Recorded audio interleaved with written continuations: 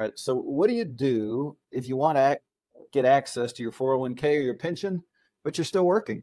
Traditional knowledge says, too bad, too sad. You got to wait till you retire. And that may be the case for you. But what if you want access because you want different investment options? What if you want access to that pot of gold you have because you want to put together a real estate portfolio, or maybe you want to invest in private syndications, um, or maybe you just want to manage it differently than the options that are available in your plan? What do you do?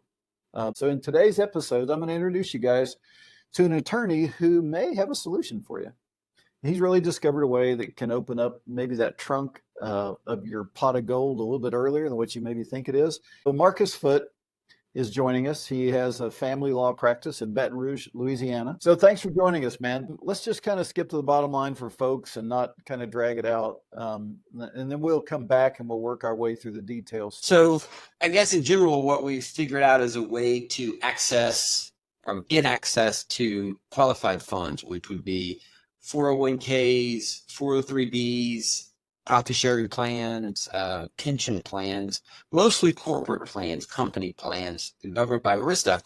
In the background, I've been doing my specialty as a board certified family law attorney to do Quadros, which is qualified domestic relations order, which is the way to transfer it, usually out with a divorce. If you Google Quadros, that's all you're going to get is about a divorce.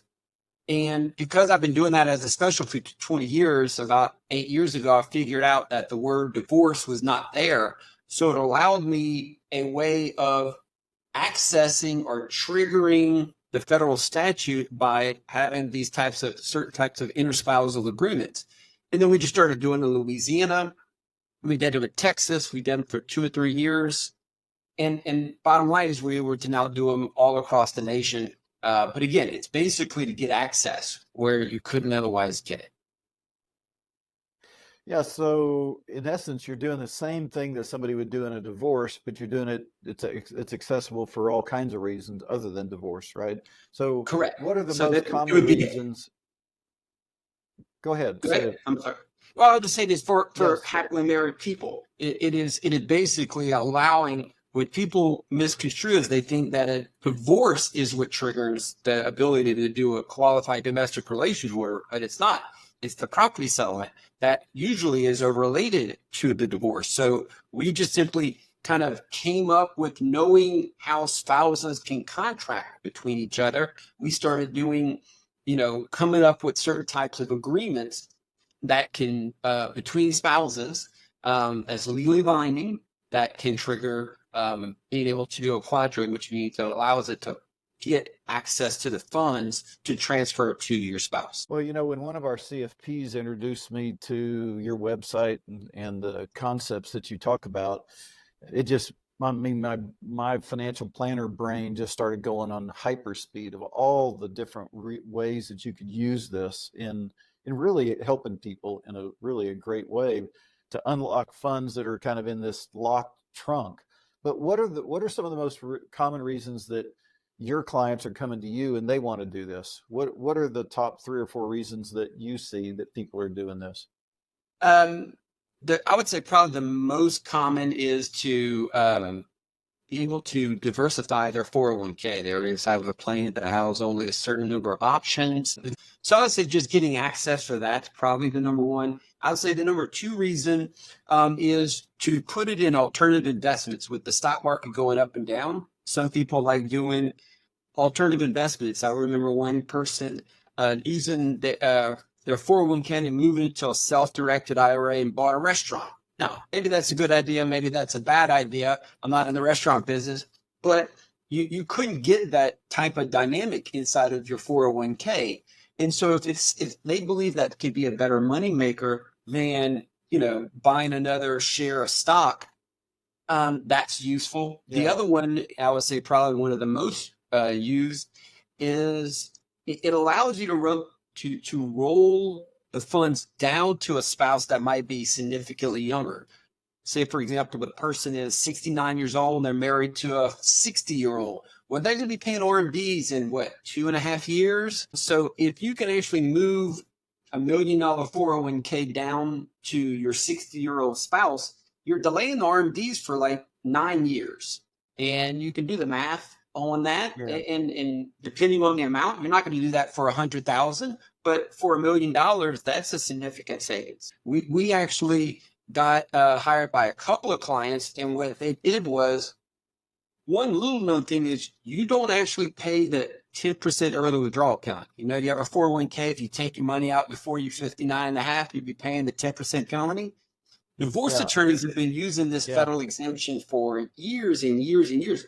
When you do a Quadro, you don't pay the 10% penalty. So I've had at least 3 or 4 clients go and just liquidate a large part of their 401k in order to not just roll it to a self-directed IRA, but cash it out without the 10% penalty in order to invest it into other types of real estate, other types of investment.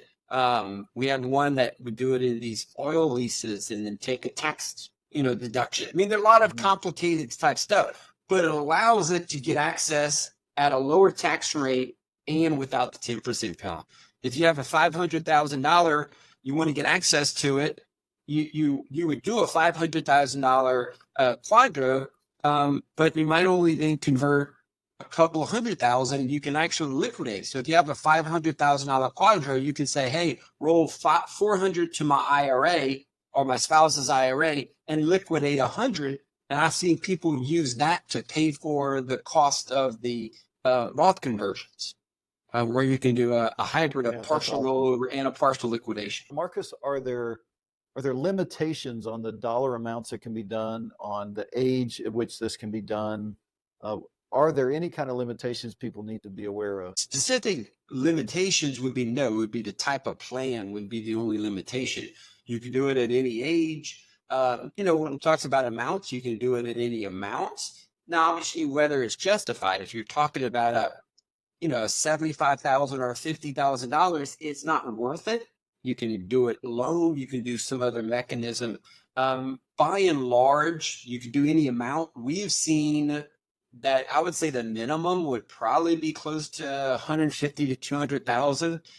It's at that point, it's not, if you go below that, it would likely not be worth it. As far as the timing, it's there isn't any limitation to that effect. We basically kind of say is that there's maybe 5 or 6 different ways you can get access, like a retirement, hardship, divorce, things of that. Basically what we did was we created a 6th trigger to get access to your funds before you retire. And one thing we need to also just kind of tell people is that this isn't available in every state, right? Right. You have to explain to them the limitations in the states that they live in. So theoretically, federal law, ERISA federal law applies to all the states. The reason why I say it's not applicable in every state is because certain states have their own state civil procedure, and their state procedural rules will prevent certain types of spousal agreements that are necessary to trigger the Quadro statute. So we've done them in 30 states. We have only been turned down in about 2. There's the other states we just haven't had a test case yet, so to speak. But again, it's not because it's because that state has a procedure, specific law, and the two just aren't meshing together well. What happens once you get that money from you to your spouse? What happens if somebody dies or there's a divorce that you're not planning on? What happens now? All right, so I'll handle the second one first. This is an actual transaction. This is not a simulation. It's not some kind of sham transaction. This is a transaction. So if your spouse were to divorce you, it's an enforceable transaction. Now, there are some things that we do to, I guess, minimize the risk, so to speak. So, for example, if you had I'm just going to give an example. If you had a $800,000 401k, you don't necessarily have to get all 800,000. You can say, hey, you get 400,000, I get 400,000, and we do the in-marriage Quadro on the 400,000 that's going to your spouse. So you're still not necessarily losing anything. You're kind of replacing it somewhere else. if you wanted to give her the entire 800,000, you either have to, or him, I'm not being sexist here, it could be him or her, whoever has the 401k. You would have to either say that's at risk if we get a divorce, or say she gets the 401k, I get part of the pension, you bring in some other asset to kind of somewhat equalize the risk. So again, it is an actual transaction. If people were to die, it was not going to be in your estate. So you can talk to an estate planner. Obviously, you want to make sure the beneficiaries go back to your spouse. I mean, you're not trying to actually cause more marital turmoil than might already exist in that regard. Right. Regarding the IRS, all my answer can be is this. The first one like this we did was in 2013. I've given 3 or 4 national seminars, and we have not had a single person report back they've had any trouble because of 2 reasons. One, the Department of Labor is what governs the ERISA statute. So it wouldn't be the IRS. The IRS won't get involved unless you actually liquidate it. Well, the 1099 on a quadro liquidation is the exact look as the 1099 for a regular divorce quadro, which I've been doing for 25 years now. So there's almost no scenario that I can come through where the IRS is going to have an issue. The only snafu is the plan needs to know that all the I's have been dotted and all the T's are going to be crossed. And so that's the only issues. You may get some pushback from the plan if they just are seeing this for the first time. That's really the risk. Give us kind of a general overview. What are the steps involved? How much glass do they have to crawl through? How long a process is this? Just kind of big picture for us. All right. So I would say on